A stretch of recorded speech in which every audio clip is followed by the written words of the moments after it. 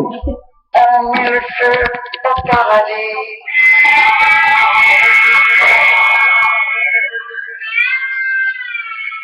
Journaliste, pyromane, Net Zakari, politicien, mythomane, Mende Nakamere, avec la preuve corrompue et les imams vendus. Sakayonsa, Ils Walesa sont bêtes et méchants. sont bêtes et méchants. Ils ont mis le pays à feu et à sang. Bêtes. Plus de 18 millions de morts congolais, 4000 femmes congolaises sont violées par jour. Ils sont bêtes et méchants. Ils ont mis le pays à feu et à sang. Bêtes. C'est méchant. Ils sont méchants. Ils s'en foutent de toi et moi. Ils s'en foutent des gens de Kindu, de Kivu, de Kinshasa. Ils s'en foutent de nos parents. Ils s'en foutent de nos parents. Ils s'en foutent de nos enfants. Ils s'en foutent de nos enfants qui sont devenus de Koulouna à Kinshasa. Congo démocratique.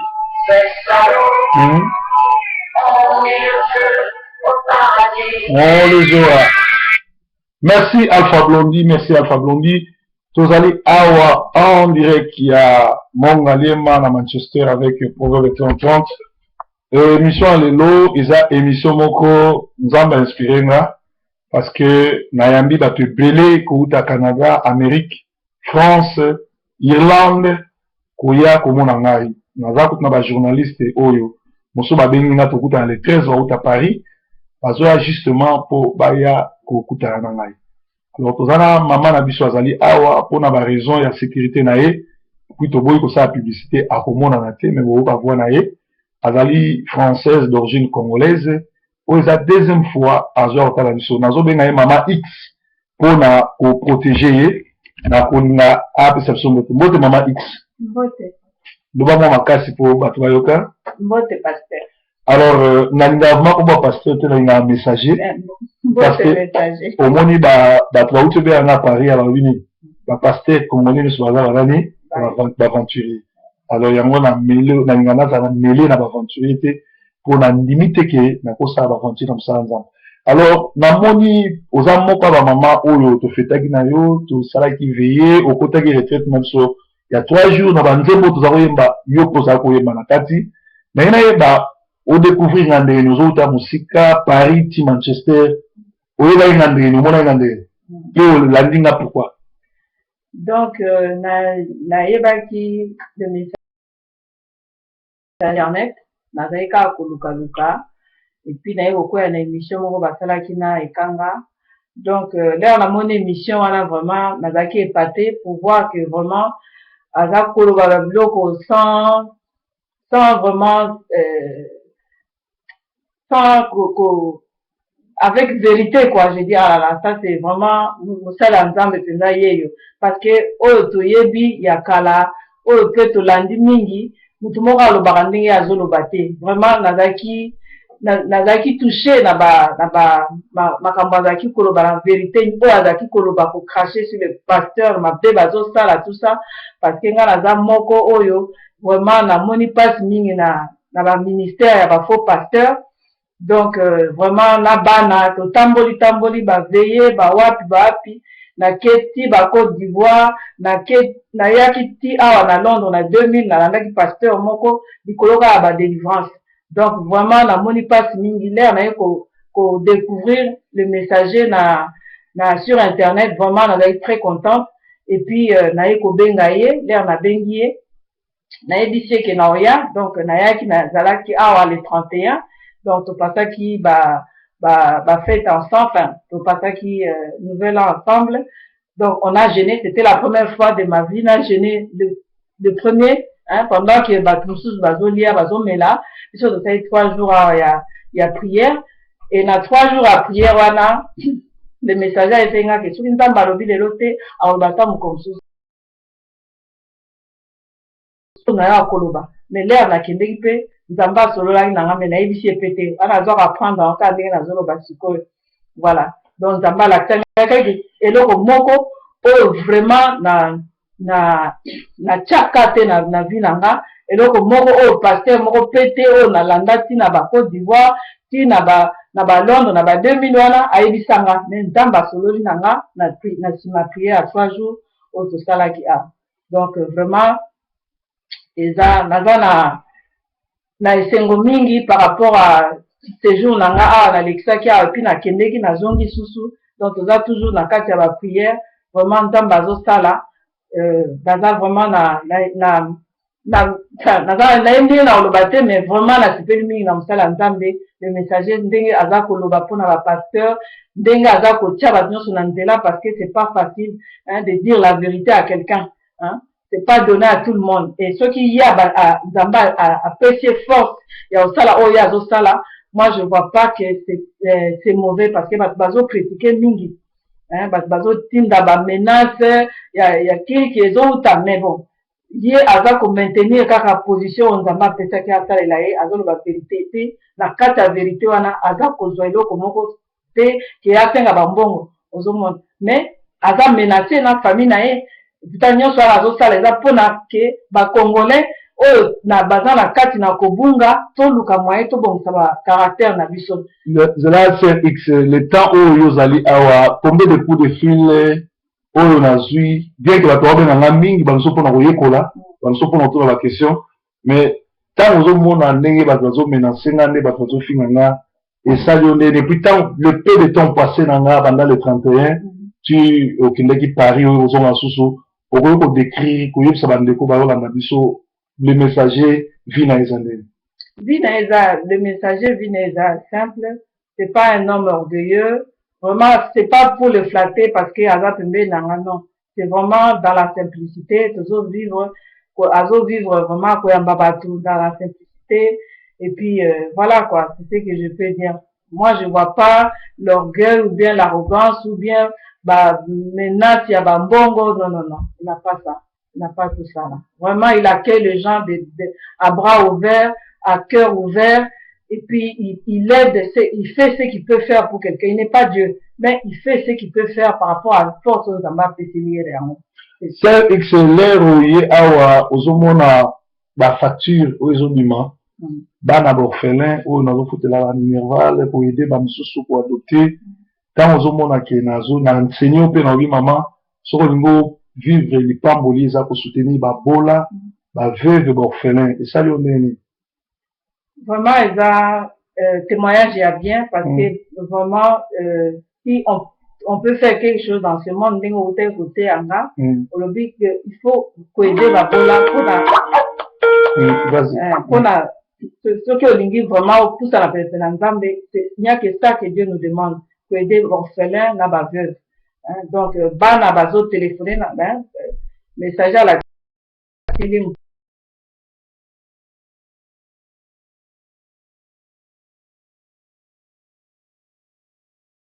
à couper ça.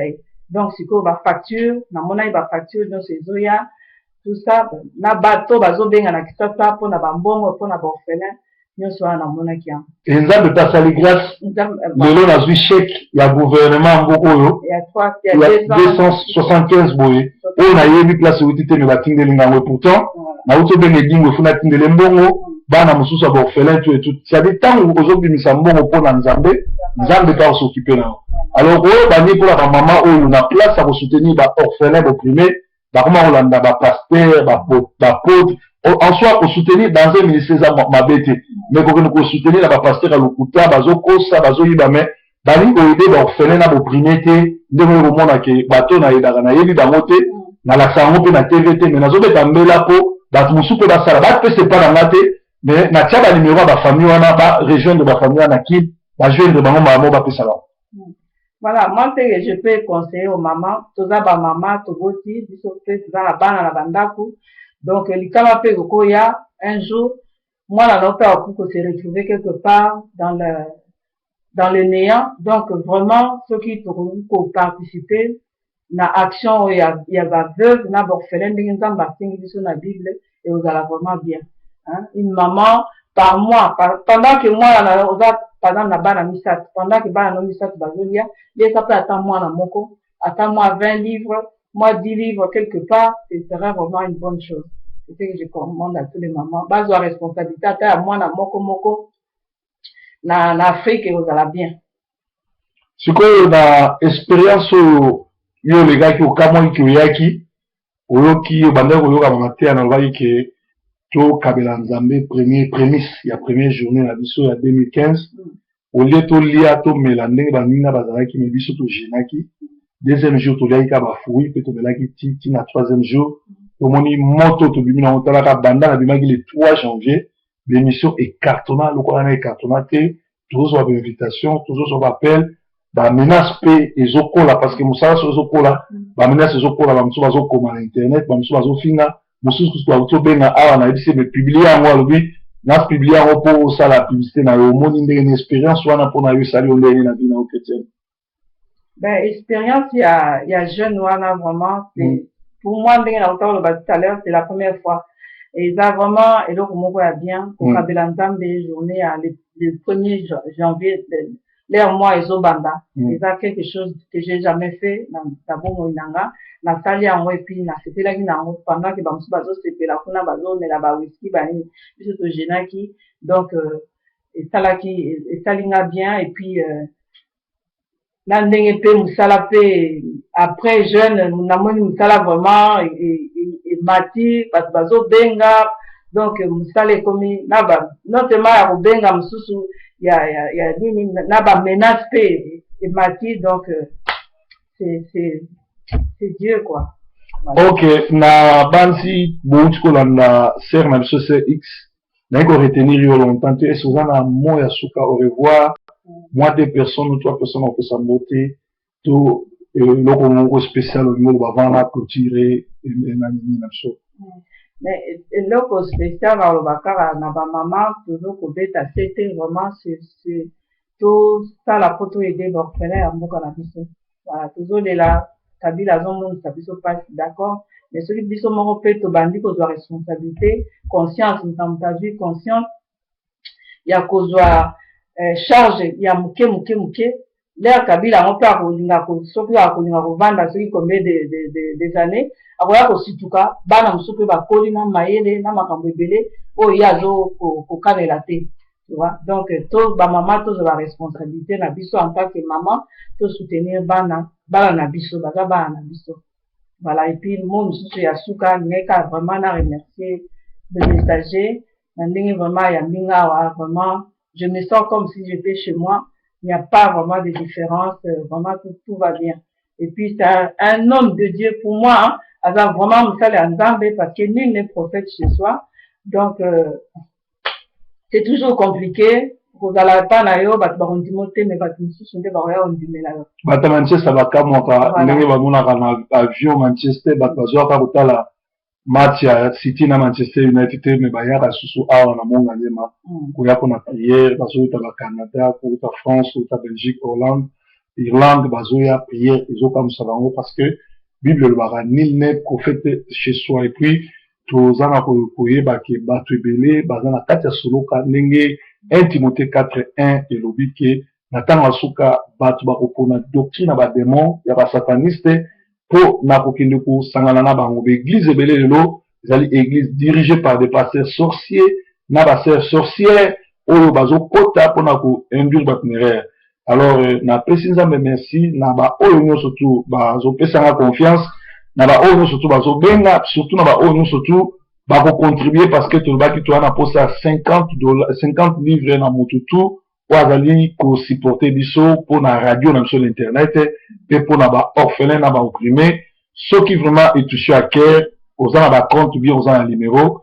benga biso parce que mbongo wana ils mbongo messager au tia na pochité ils mbongo et osala misala na Congo bato ba yebinga bandaka na bana belé oyo na futela ka Minerval ba misusu na mema bango a bazana na Angleterre na docteur bango ba misusu batika kuna na mboka et puis bozomona musala ne tout sala bolanda te mutu oyo akotia eloko na kombo na nga kofinga kocritiquer eza ndenge wana même Yesu babengaki nganga babengaki ndoki bakritikaki au fait tout ça na démocratie mutu nyonso akosepela na ngaki surtout ba oyo baza envoûté mais til ke ngai awa délivrance ezaka ofele na senga mutu mbongo te ozala ndoki ozala nganga yaka totala place okolokanga yaka totala place okokwesanga yaka totala place osalanga mabe parce que makila ma Yesu etangaki na Golgotha ezo protéger nga na bana nga mpe promese ya nzambe eza likolo na ngai